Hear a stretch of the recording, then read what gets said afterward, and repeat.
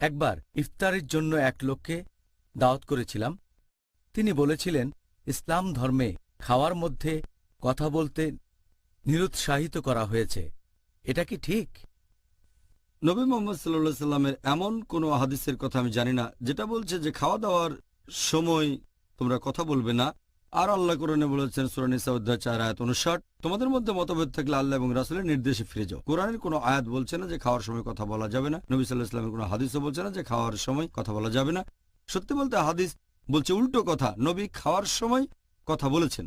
যেমন ধরেন সহিহ মুসলিমের একটা হাদিস, খণ্ড নম্বর 3, হাদিস নম্বর 5093, যে নবী সিরকা দিয়ে খাচ্ছিলেন, তখন বললেন সিরকা একটা ভালো খাবার খাওয়ার সময়। আরেকটা হাদিস আছে, নবী বলেছেন যে তোমরা বাম হাত দিয়ে খাবে না, কারণ শয়তান বাম হাত দিয়ে খায়। এটাও খাওয়ার সময়ের কথা। আরেকটা হাদিস আছে সহিহ বুখারীতে, খণ্ড নম্বর 7, হাদিস নম্বর